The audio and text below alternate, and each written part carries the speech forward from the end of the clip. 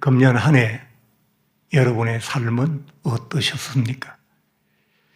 한 해를 거의 다 보낸 지금 지난 1년의 삶을 돌이킨다면 어떤 생각이 들고 어떤 이야기가 여러분의 마음에 남아 있습니까? 사업이 잘 된다거나 안 된다거나 몸이 건강해졌다거나 계획한 대로 일을 다 이루었다거나 하는 그런 외부적인 삶의 여건이나 환경이나 결과물에 대한 이야기가 아니고 여러분의 내면에 관한 질문입니다. 이 연말에 여러분의 마음속에 담겨 있고 남아있는 어떤 이야기들이 있느냐라고 하는 물음입니다. 연말이란 제목의 시가 있었습니다. 김사인이라고 하는 시인이 지으신 그 시인데요. 내용을 읽으면 이렇습니다. 어느새 또 한 해가 저문다. 달력의 마지막 장을 넘기며 우리가 잃어버린 날들은 어디에 있는가? 잃어버린 시간 속에서 어떤 말들은 떠나지 못하고 가슴에 남아 스승인다. 한 해의 삶을 살았는데 삶은 힘든 거잖아요. 그럼 우리의 마음속에 그 삶을 여기까지 끌고 오느라고 못다한 어떤 깊은 이야기가 각자의 가슴 속에 있고 그것이 연말이 다가올수록 자꾸 위로 떠올라 온다는 그런 이 내용의 시인 것 같습니다. 삶은 아무리 많이 살아도 전문가가 되지 못하는 것 같습니다. 그러다 보니까 금년 한 해 참 어려웠지만 누구를 붙들고 나 올해 너무 힘들었어 라고 말하지 못한 그런 가슴들이 우리 주변에 많이 있지 않겠습니까? 또 외롭게 한 해를 끌고 왔지만 나 늘 혼자 있어. 그래서 너무 외로웠어. 라고 말하지 못한 가슴들도 있을 것입니다. 최선을 다하고 또 최선을 다했지만 결과가 없어서 소리를 치고 싶을 만큼 억울한 가슴들도 있을 것입니다. 예수 믿는 사람들 중에는 이런 이야기를 담고 있는 가슴들이 없을까요? 저는 교회 생활을 하면서 늘 마음에 좀 뭔가 걸리는 게 뭐냐 하니까 한국의 크리스찬들은 너무 습관적으로 감사합니다. 하나님의 은혜입니다. 이런 말을 너무 자주 많이 하시는 것 같아요. 물론 이런 말을 하시는 그분이 정말 은혜스럽고 정말 감사한 자신의 진심을 이야기했다면 그건 정말 감사하고 은혜로운 일이죠. 그러나 가슴 더 깊은 곳에 이와 다른 말이 숨겨져 있는데도 불구하고 그런 말을 그냥 입으로만 내뱉는 것은 저는 아니라고 생각합니다. 크리스찬은 늘 은혜로운 말, 좋은 말만 해야 한다는 생각에 그런 말을 하는 분들이 많습니다. 또 감사하다고 자꾸 얘기해야 하나님께서 감사한 일을 주신다는 것 때문에 마치 감사한 일을 유도하는 것처럼 감사합니다, 감사합니다. 그런데 그 감사는 내 마음 깊은 곳에 닿지는 않아요. 그냥 내 입술을 맴도는 늘 습관처럼 말하는 말일 뿐입니다. 저는 우리가 하나님과 가까워지지 못하고 하나님과 깊은 대화를 나누기 어려운 것 중에 하나가 우리가 진심을 말하지 않기 때문이라고 생각합니다. 직장의 사장님이 연말이 되어서 복도를 지나가다가 지나치는 김 과장에게 묻습니다. 김 과장 금년 한 해 회사 생활 어땠어? 괜찮았어? 힘든 일 없었어? 김 과장, 나한테 혹 연말인데 할 말 없어? 이렇게 사장님이 김 과장에게 물었어요. 그럴 때 김 과장은 사장에게 정말 자기의 진심을 이야기할까요? 예, 사장님, 힘들었어요. 그런데 특히 사장님 때문에 더 힘들었어요. 그런 얘기 할 수 있을까요? 못합니다. 회사가 어렵고 너무 임금도 짜고 일은 많이 시키고 그래도 회사 생활 늘 행복하게 잘하고 있습니다. 그럴 거 아니겠어요. 그래야 사장님한테 이쁨 받고 그래야 승진에도 도움이 되고 그러잖아요. 그런데 크리스찬 중에는 하나님을 사장님처럼 대하는 분들이 많다고요. 그러면 하나님은 정말 사장님이 되셔서 내 삶의 진실을 나눌 수 있는 그런 상대가 되어 주실 수가 없습니다. 우리가 마음을 열지 않았기 때문에. 우리가 저 속에 가라앉아 있는 깊은 이야기를 끌어올려 내놓지 않았기 때문에. 오늘 본문을 한번 보십시오.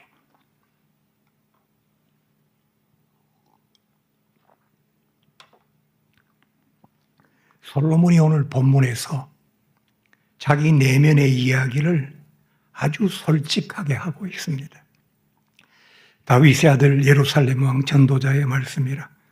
전도자가 이르되 헛되고 헛되며 헛되고 헛되니 모든 것이 헛되도다.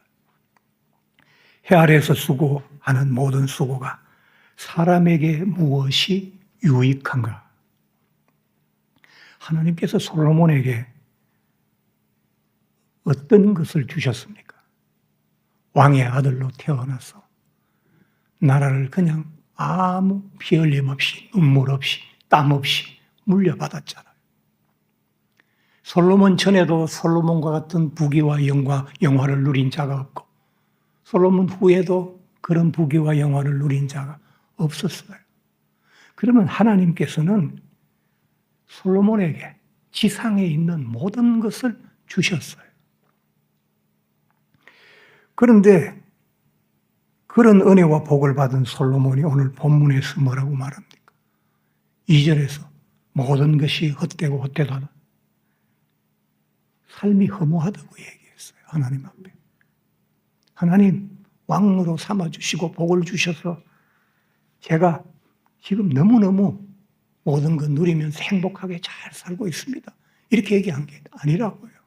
그렇게 주셨는데도 솔로몬이 뭐라고요? 허무하다 그랬어요. 헛되다 그랬어요. 그 다음에 3절에는 또 뭐라고 그랬습니까?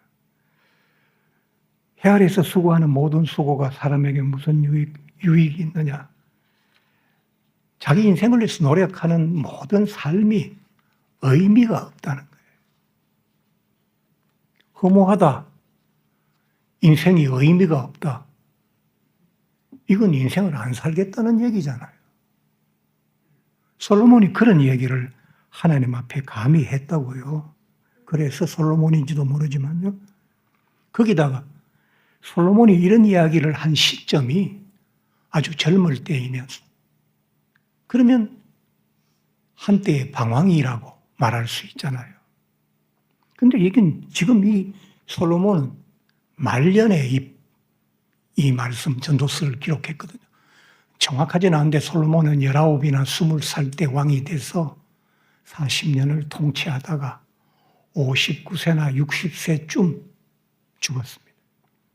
근데 이건 적어도 50대 중반 이후에 기록한 글이라고 그렇게 성경학자들은 생각을 하고 있어요. 그러니 좀 속된 말로 다 늙은 사람이 하나님 주시는 거 가지고 먹고 마시면서 인생 다 살아놓고 허무하다, 의미 없다 이런 얘기를 하는 게 하나님 앞에 굉장한 불충처럼 보이잖아요. 그런데 하나님께서는 솔로몬을 꾸짖거나 징계한 흔적이 없어요. 왜 그럴까요? 그것이 그의 진심이었기 때문입니다.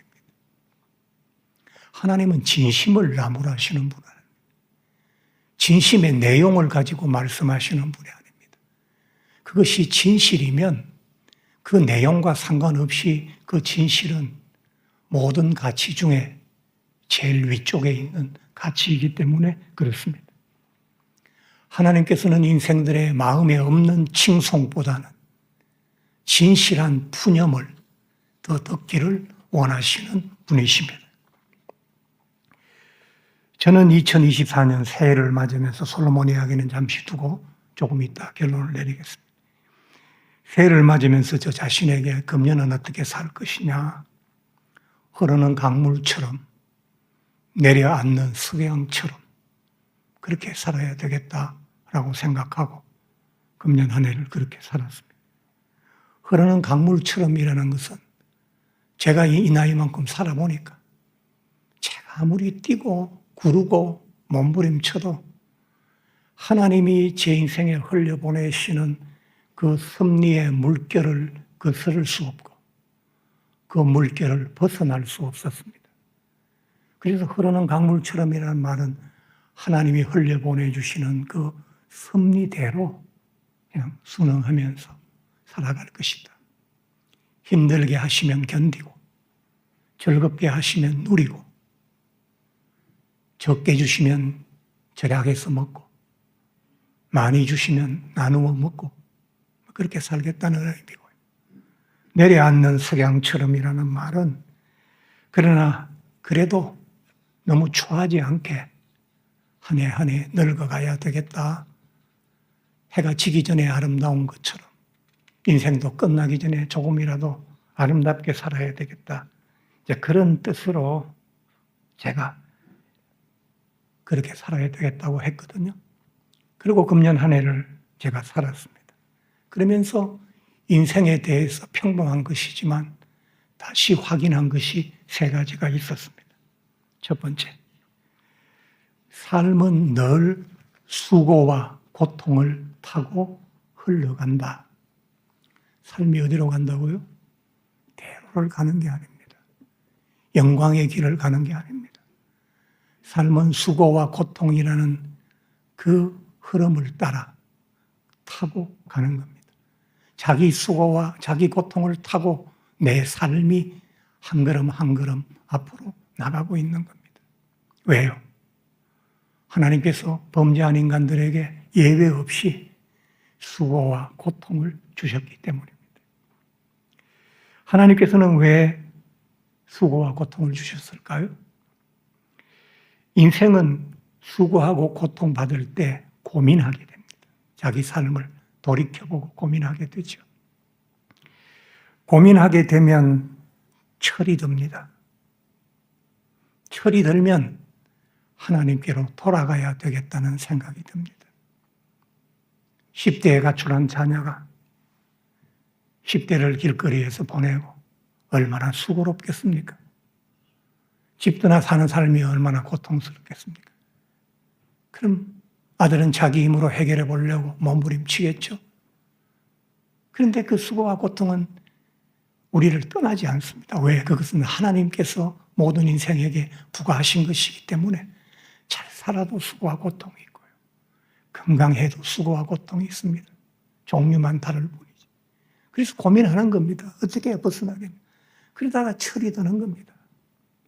그럼 철이 들면 집으로 돌아가는 게 정답이다. 돌아가게 된다 이 말입니다. 하나님 우리에게 수고와 고통을 주신 것은 형벌이 아닙니다. 우리에게 돌아오라고 하시는 거거든요. 수고는 힘들지만 열매를 줍니다. 고통은 아프지만 회복을 줍니다. 엄마가 고통을 받아야 아이가 생명이 태어나는 거 아닙니까? 몸이 비만하고 건강이 나쁠 때 일동공원에 나가서 2바퀴, 3바퀴 걷는 거 건강한 사람에게는 별일 아니지만 내 머리에 혈관이 터져서 다리를 저는 분이 그 한 바퀴를 얼마나 힘들게 걷는지 저는 많이 보았거든요. 근데 그 고통이 그의 다리를 다시 정상적으로 걸을 수 있게 만들어주잖아요. 그래서 고통은 생명을 주는 겁니다. 두 번째 제가 금년 한 해를 살면서 다시 확인한 것은 삶은 나의 노력과 상관없이 늘 아쉬움을 남기는 겁니다. 여러분 한 해 살아놓고 연초에 계획대로 잘 되지 않았다고 자신을 너무 질책하거나 자기를 너무 괴롭히지 마세요. 인생은 아무리 노력해도 늘 아쉬움이 남는 겁니다.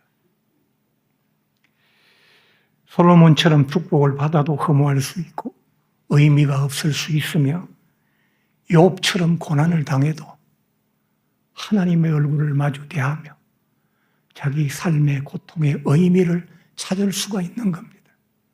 그러니까 다 나쁜 것도 아니고 다 좋은 것도 아닙니다. 늘 아쉬움만 남는 것입니다. 세 번째, 그래도 살아있는 것이 너무 고마운 일입니다. 축복과 행복을 누려서 고마운 것이 아니라 이런 삶이라도 한번 살아볼 수 있는 것이 얼마나 고마운 일인가. 저는 그렇게 생각을 했습니다. 저는 저의 인생을 이렇게 이해하면서 살아가고 있습니다. 그러면 솔로몬은 자신의 가슴에 팽배해 있던 허무와 의미 없음을 어떻게 해결했을까요? 솔로몬은 아주 오래 고민했던 것 같아요. 아마 그의 죽음에 이르기까지 고민하지 않았나 생각이 듭니다. 전도서 1장에서 시작된 솔로몬의 고민은 전도서 12장까지 계속됩니다. 그리고 12장 마지막 절이 14절인데 12장 14절인데 13절에서 그는 오랜 방황의 끝을 맞고 허무와 의미 없음의 결론을 찾아냈습니다. 솔로몬이 12장 13절에 이런 이야기를 했습니다. 이 일의 결국을 다 들었으니 하나님을 경외하고 그의 명령을 지킬지어다. 이것이 모든 사람의 본분이니라.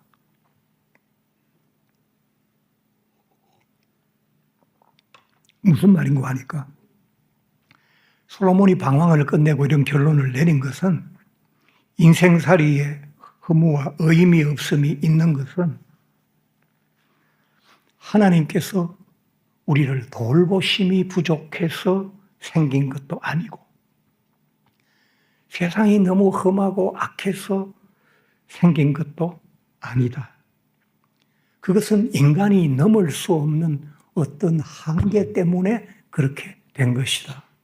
라고 솔로몬은 그 부분을 해결해 나갔어요. 인간이 넘을 수 없는 한계가 뭐겠습니까? 두 가지요. 하나는 죽음입니다. 내가 왕이 됐다는 게 젊을 때는 좋았어요. 이제 죽음이 가까웁니다. 내가 왕이라는 게 뭔 의미가 있어? 내 죽으면 저기 무덤에 묻혀있는 저 노비나 나나 똑같이 저기 들어가서 누워서 삶을 끝낼 것인데 뭐 의미가 있어? 내가 배불리 먹고 맛있게 먹고 잘 살았다는 거 그때는 좋았지. 그러나 내 인생이 이제 곧 끝난다면 그 과거에 좀 잘 먹었던 것이 무슨 의미가 있어? 그래서 이런 허무와 의미 없음이 찾아오는 것은 우리 인간에게는 죽음이라고 하는 해결할 수 없는, 그건 우리가 해결할 수 있는 문제가 아니잖아요. 우리의 한계 밖에 있는 거잖아요. 그러기 때문에 이렇다라고 솔로몬이 찾은 거예요.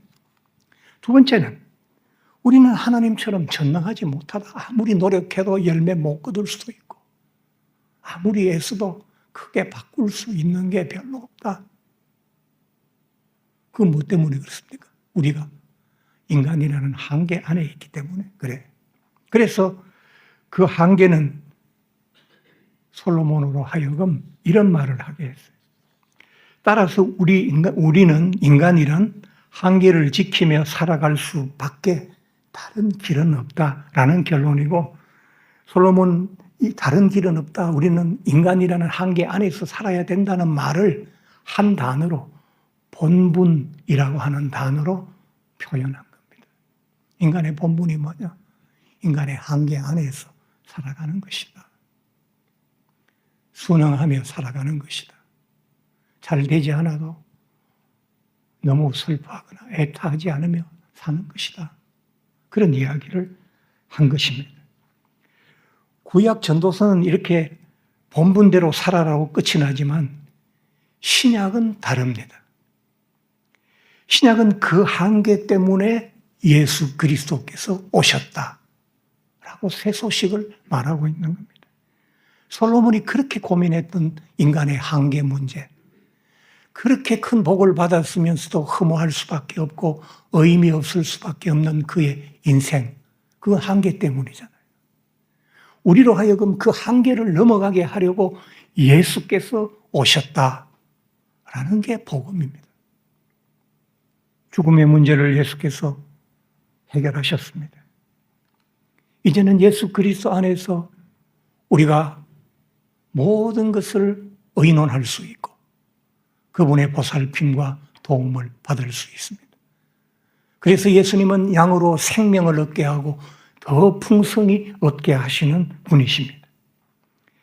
이제 예수께서 자신의 십자가로 우리가 넘을 수 없는 그 한계를 넘어가게 하셨던 그것이 구원이고 그것이 영원한 생명이라는 것입니다.